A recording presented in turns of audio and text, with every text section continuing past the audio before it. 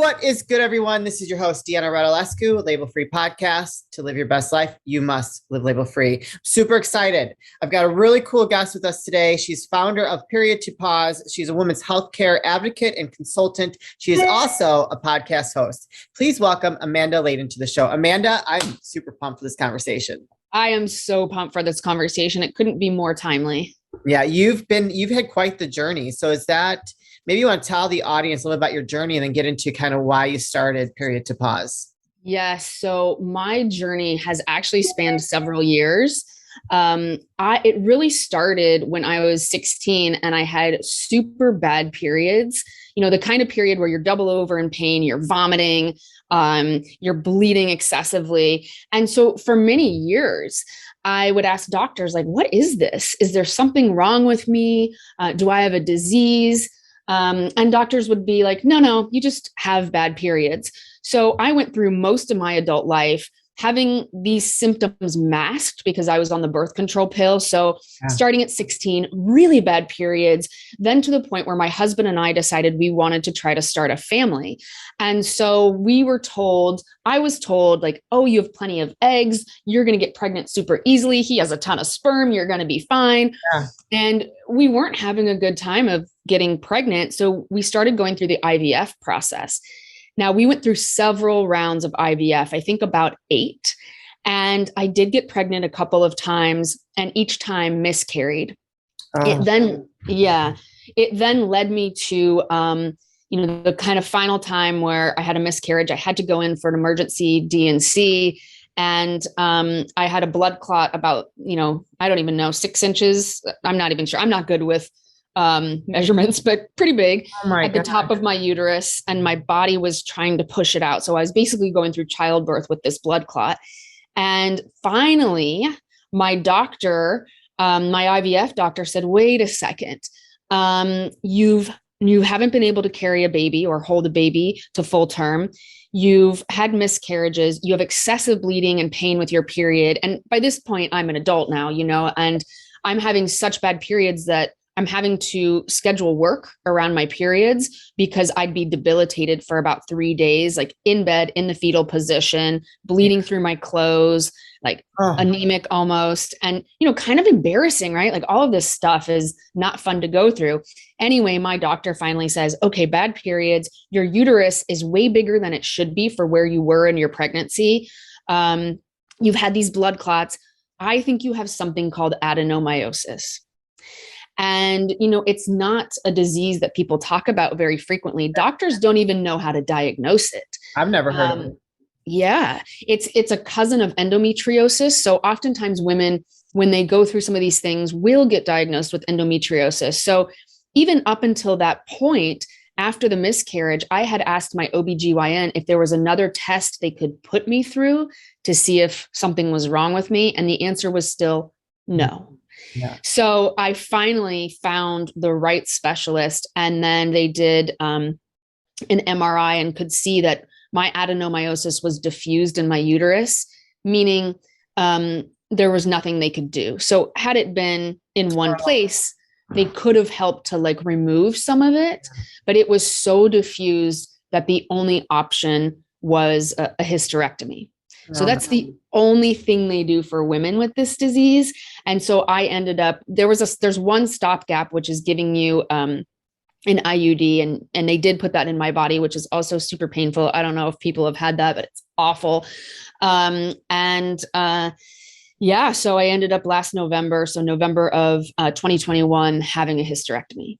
Oh, man. So, yeah. And so I went through all of that.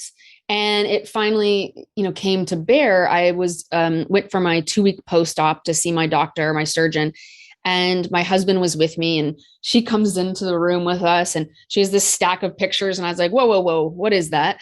And she's like, oh, this is the inside of your body. And I was like, you may want to ask a patient, like, do you want to see these before you come rocking in the room with this? Yeah. For real.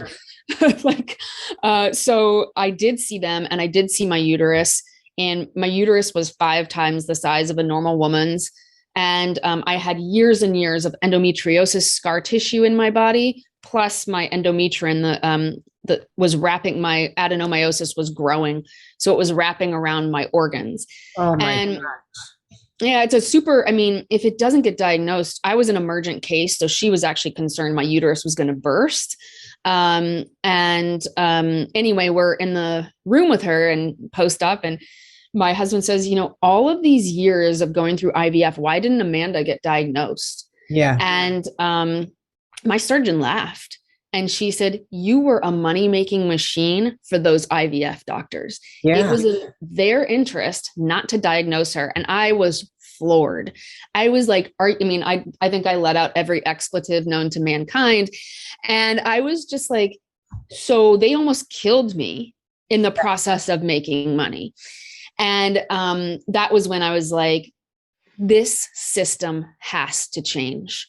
Yeah. We have to allow women to understand what is going on behind the scenes, what the medical system is doing. And we have to allow women to find a way to take back ownership, to take back their voices, and to really advocate for themselves, and to start to create change so that we can have access to the healthcare that we need. And I never want another woman to go through what I went through. That's pretty intense. So had they diagnosed it sooner, would you have been able to carry? So there's no way to treat that at all? There is. They can go in sometimes and kind of scrape certain things out of your uterus. So they do it with endometriosis. They do it with fibroids, right? So had they actually diagnosed me sooner, there is a possibility that I would have been able to carry a baby to full term. The infuriating thing about all of it is that every round of IVF was like watering weeds. So every time they put me through it, the adenomyosis grew and grew and grew and grew. Oh, and even so, when we were talking to my surgeon and my husband asked the question, she said, there's no way they couldn't have seen it. You have gone through so many ultrasounds, so many tests, the IVF process is very intense. You go through so much.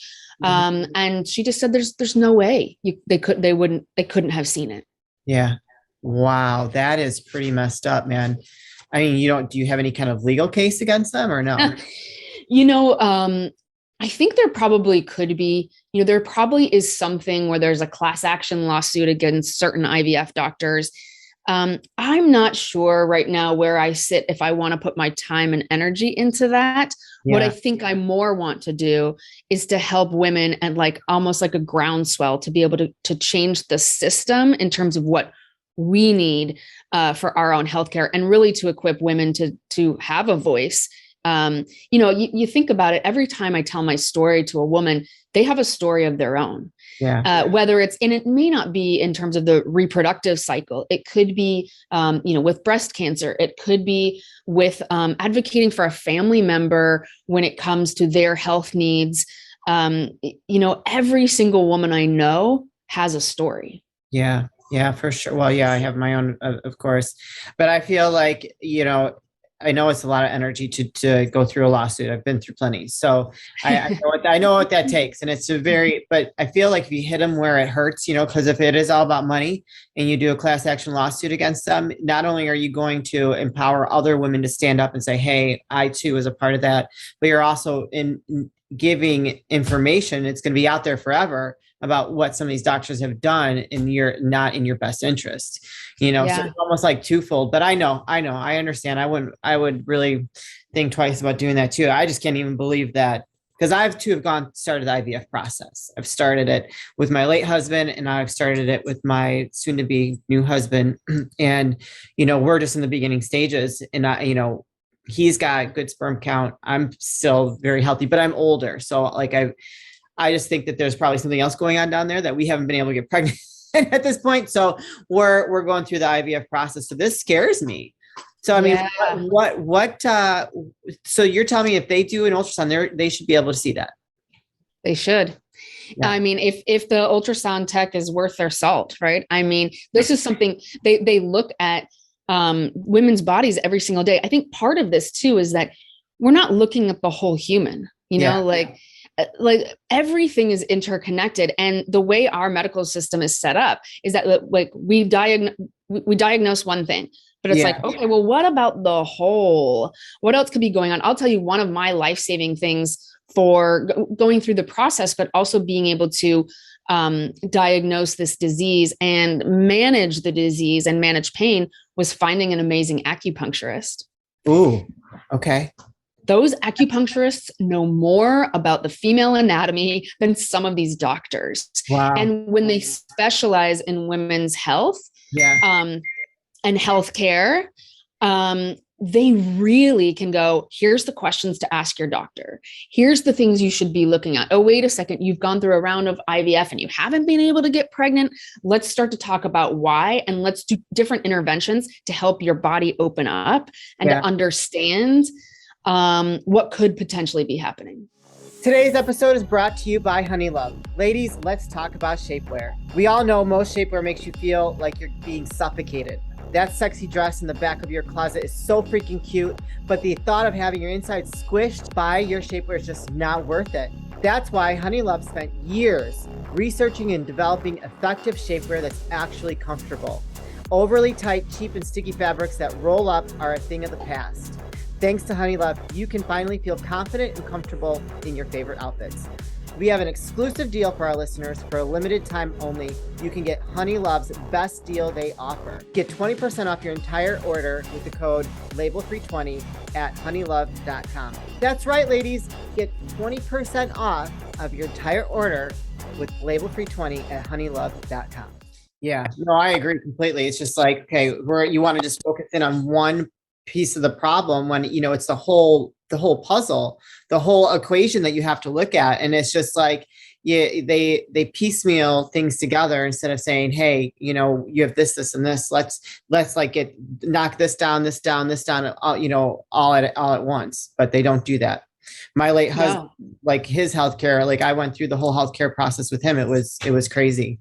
And they didn't want to take care of the whole package. They only wanted to focus in on one issue at a time, but I digress. So you are an advocate. We were talking before we start, recording about being an advocate and consultant in the workplace. I want to talk about that because I think that is very important. Yes. So I've owned my own consultancy for, I think it's 9 years now. I don't know. I mean, with COVID, like the past couple of years, I'm not really sure if time sped up or slowed down and what year I'm in, but I've had my own consultancy for 9 years where I work with fast moving, high growth, socially conscious businesses to align people and growth strategy. And as part and parcel of this, with the launch of Period to Pause, I'm now bringing these conversations into organizations. Yeah. So as an example, women who are going through menopause, I mean, that menopause, it was such a taboo word for so long. And it was something where like women got pigeonholed into all of a sudden you're going through menopause, you must not be able to work to your full capacity, or you must not be able to lead in the way you have before, which is total BS, right? I mean, we as women have so much that we're able to do and capable of doing. It's just that these conversations haven't happened. Yeah. And we don't have the support in place to be able to help women as they're going through challenges and changes, such as menopause. So, you think about the movement that has happened, not too much in the distant past, which is all of a sudden we're seeing breastfeeding stations in workplaces, right? Yeah. That really is, I don't know, maybe the past decade, maybe even less. And you stop and think about that and you're like, it's ridiculous that these didn't exist before because, we're the life force of the world and there's natural things that happen where women need to pump, they need to do things. And it's kind of the same thing when we go through this cycle of everything we face as women. Why aren't we having these conversations about putting measures in place so that women can be accommodated if they're going through something like menopause? Yeah. The other piece of this is like just thinking about, when I talk to women who are going through menopause right now, and they say like, I was just standing up in front of my entire board and I have, I start sweating profusely and we're acting like nothing's happening, like I'm not sweating profusely. It's like, well, what if you could just say, hey guys, hang on, or hey everybody in this room, I just need 5 minutes to compose myself, to cool down. I'm going to take a walk. Let's just pick this back up in 5 minutes. Yeah.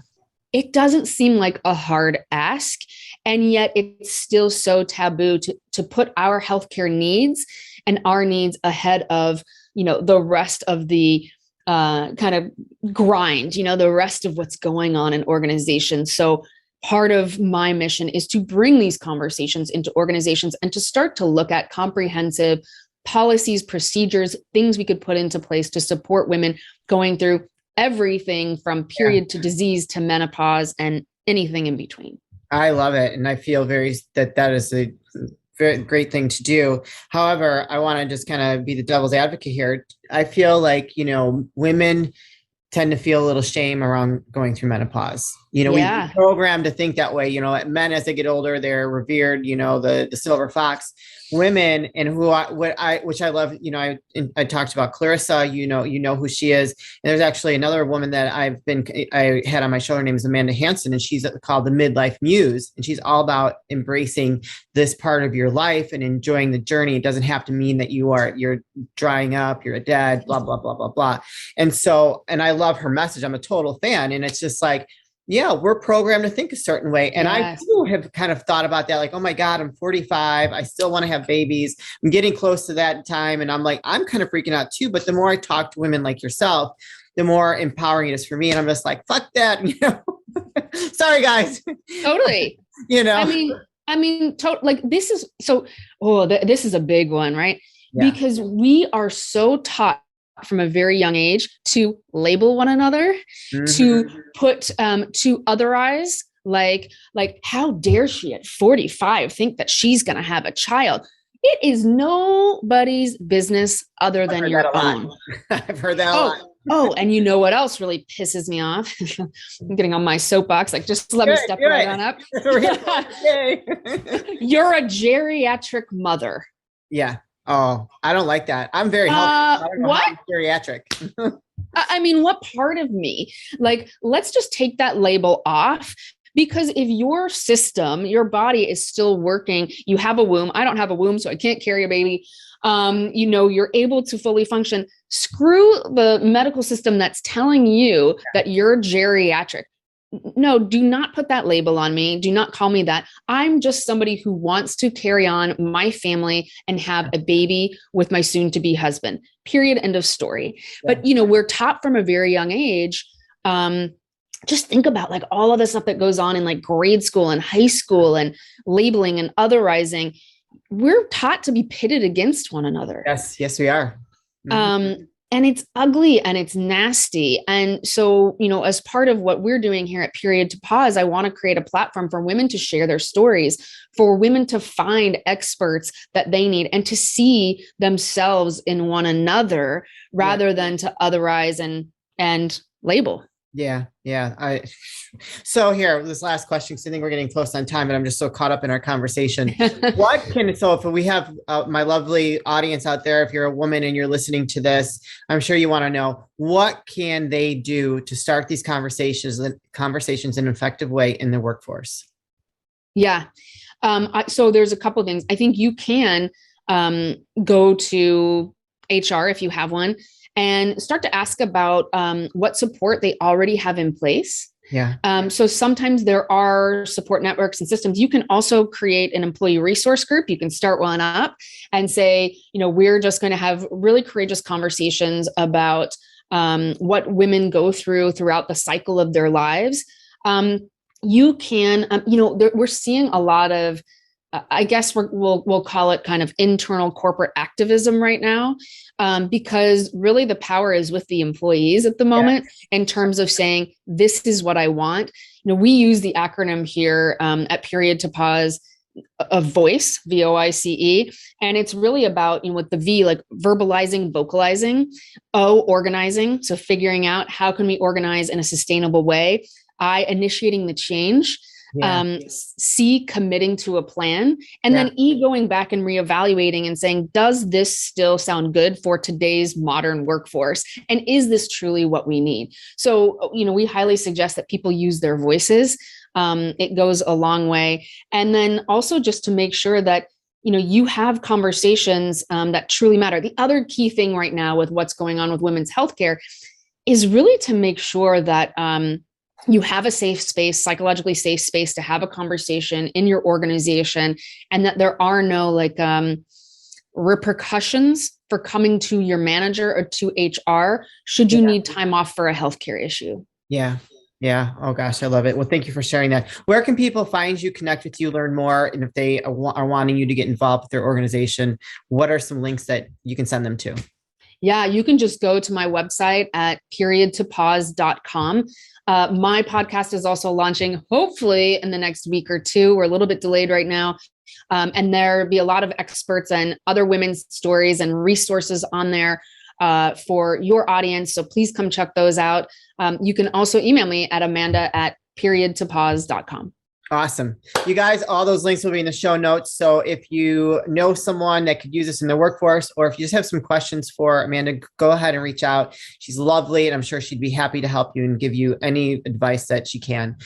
Before we say goodbye, any last words of wisdom or advice you'd like to leave with the audience? Yeah, I mean, for all of you women who are listening to this, or if you identify as a woman, know that you can take back your power with your healthcare, and you don't have to accept what the doctors are telling you. So it is up to you to find the healthcare that you need. And I want you to go out and feel empowered to advocate for yourselves. Yes. Oh, I was just going to say, you have to be your own advocate, or have someone that's going to be an advocate for you, because the healthcare system is not made to be in your favor at all. It is not. Yeah. So, well, Amanda, I thank you so much for sharing your story, sharing some great information, valuable information, especially in today's world, to help empower women around their health, because it is necessary. And I think that you're doing great things, because I too have been a part of the system. So thank you for what you're doing from the bottom of my heart. So keep us posted. Well, keep us posted on any new projects. I know you're launching your podcast, but if you come out with a book, which I think you might be working on a book, perhaps I am. Let us know. We'll have you come back and update the audience how things are going, and just more resources, and talk about your book. That would be great. Oh, thank you, Deanna. I really appreciate you giving me this platform today and being able to speak to your audience. You're welcome. You guys, this is your host, Deanna Radulescu with Label Free Podcast. Live your best life. You must live label free. Please don't forget to follow, subscribe, rate, review, comment, share, all those good things. And I'll be back soon with more dynamic guests.